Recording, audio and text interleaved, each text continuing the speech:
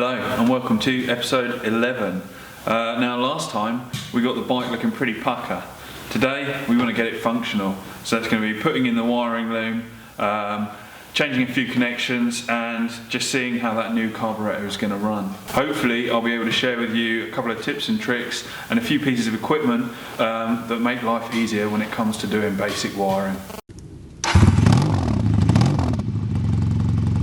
So if you're wondering why I'm wrapped up like the Michelin Man, it's snowing outside and it's not much warmer inside. But still, I'm going to crack on. So I need to attach this mess.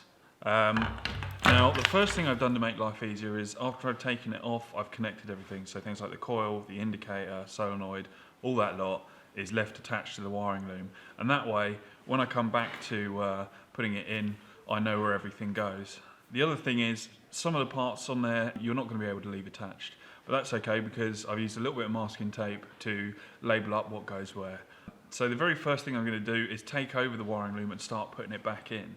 And you might think that's just a job that you can just plough on through and not give much thought, but you'd be wrong, because really you need to think about movement. You need to think about the vibration the bike's going to cause and things like the handlebars going backwards and forwards. And the reason I say think of that is because over time, if the wiring is sandwiched in against things and it's not run in a nice smooth way, vibration can cause these wires to fray on whatever they're rubbing on, and you don't want that down the line. So just be a little bit mindful when you're plugging it back in as to where you route all the cables.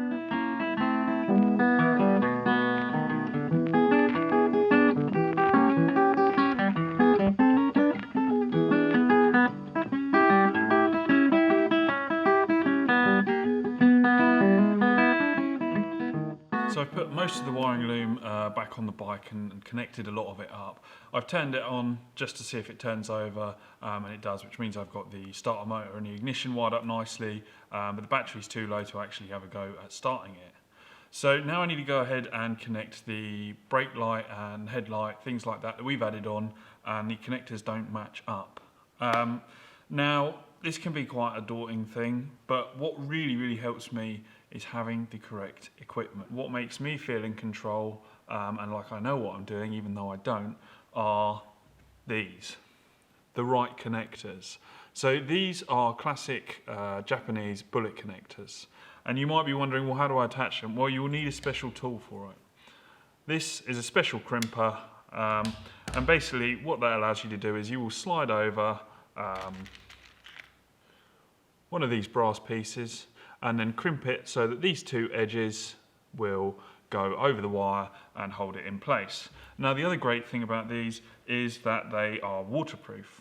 So they come with these rubber sleeves that you can slide over the top, and then when you plug them in together, that gives you a nice tight waterproof seal. They really are brilliant. But you might be saying, well, what happens on a modern bike like this one where I've got 5 or 6 connectors that need to go together? You don't want 5 or 6 of these, because that's going to get confusing. So that's when I draft in these guys. Now you will have seen these are modern multi-plug connectors, and they will work with the same crimping tool. So these will just basically allow you to do a much neater, much better job of wiring stuff.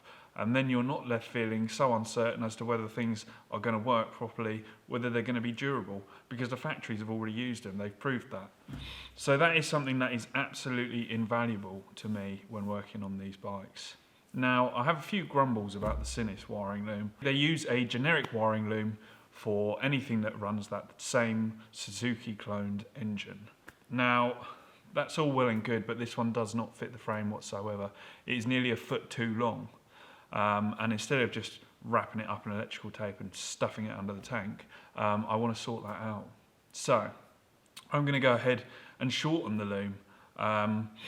Once you've revealed the actual loom itself, you've taken off the electrical tape and any conduit that's on there, you will be scared. You'll see loads of wires and it will be daunting, but as long as you're careful and you take care, you label and observe, you can take pictures where things have come from, you'll be just fine with a simple shortening job. Now, one thing you can do if you're shortening is cut these multi-plug connectors off long. like that one there, you can now see which one of these little slots each wire goes into. So all you have to do is replicate that, and then you'll be able to plug it straight back in, and it will just be nice and short.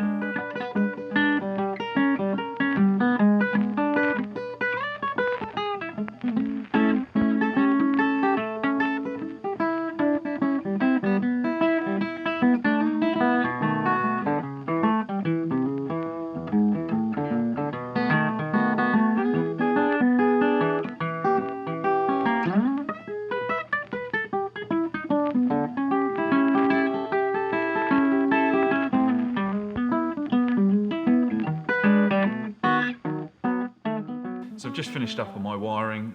It's quite difficult given that it's so cold in here. My fingertips were frozen, and trying to do fiddly little jobs like that isn't easy. But it's done now, and now I've got a functioning brake light, indicators, and also a headlamp, so that's really great. There are a couple of things I found in the wiring loom that needed repairing. A few wires were on the very last legs, so I have resoldered those, and hopefully Ellie's got a reliable wiring loom that's not going to leave her stranded anywhere, because that would be my fault. But now we need to think about getting it running. I want to see how that carb's going to perform, but before I can do that I need to put an air filter on there. So what I've gone for is a Uni dual stage air filter. These are really great, especially if you're going to be green laning or something like that. I've already oiled it, so that's going to stop any nasties from getting into our engine and doing damage. So I need to pop that on and fuel up the bike, give it a run and see how it goes. Now obviously the carburetor that I've bought to put on there is not pre-jetted for that bike. So it's going to need tuning, it's going to need rejetting. I'm perfectly aware of that, but it should at least run. So I'm going to see if I can get it running and just turn it over, see how easy it is to fire up. And once I've been able to take it for a test ride, I can decide on what I want to do jetting wise.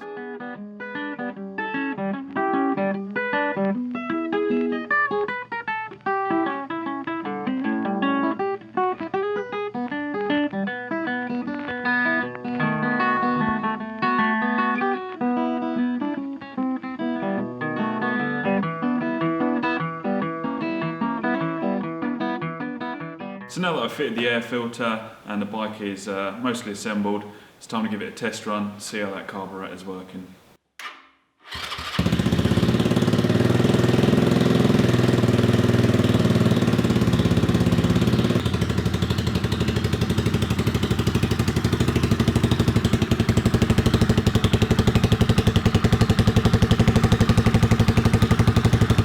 So the bike fired up instantly, which is great in some ways, but not so good in others.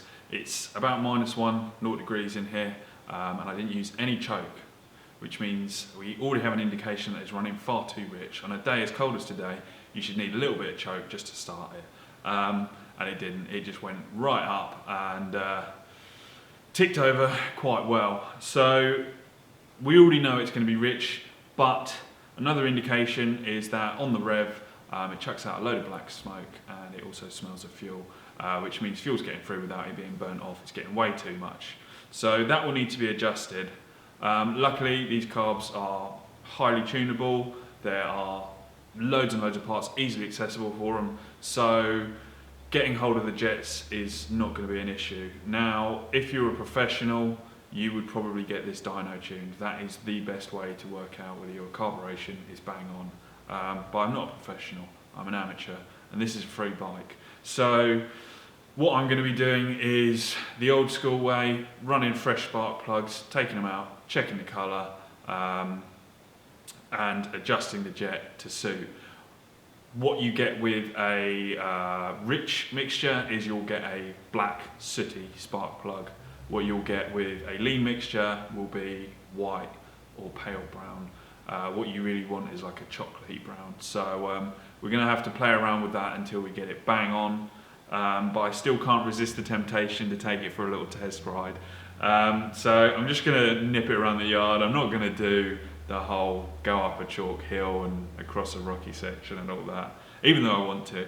But yeah, that way I can just get a better feel and also check that the brakes are working, and Ellie's not just going to jump on it and plough off into some wall somewhere.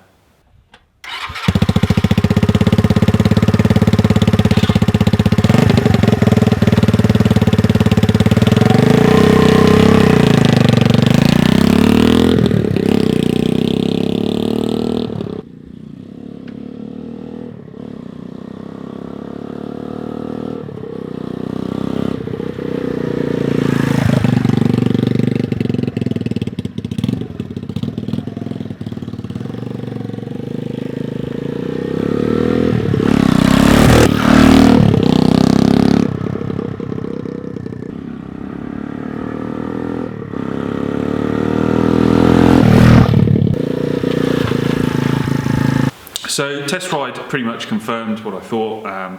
It's definitely running rich, so I'm going to have to get to ordering those jets ASAP.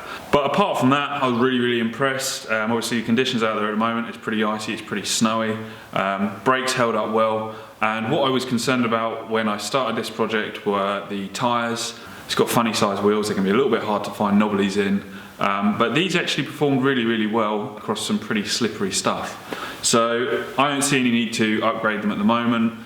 If Ellie wants to try them and she doesn't like them, then we'll get her a new pair. But now we've got a riding bike with lights. So I'm really pleased. Now there are a few little bits I need to finish up to get it through MOT. They're pretty boring, and I'm not going to be getting an MOT for a little while just because it's still lockdown. So Ellie and I can't really make the most of getting out and riding. So next week, Ellie has got the week off. I think we're at the perfect stage to reveal it to her and hopefully have a little test ride on it for her. But whether the jets will be here for that or not, I don't know. So I am thoroughly impressed with how this little thing goes. I really wasn't expecting a lot from a Chinese motorcycle, but actually I'm fairly impressed by it, to be honest. So next week's episode might well be the last episode. Now, not to worry, because this bike will still be making an appearance. This is just the tip of the iceberg. We're going to be green laning on this thing, and also there will be a few other projects coming up. But I think we're at a good time where Ellie will be able to see this. And next week, I've got a couple of little personal touches I want to add. So make sure you join us for that. And of course, Ellie getting the bike. But that is it for today's episode. So a massive thank you for watching. Leave a comment below if you liked it, and see you next week.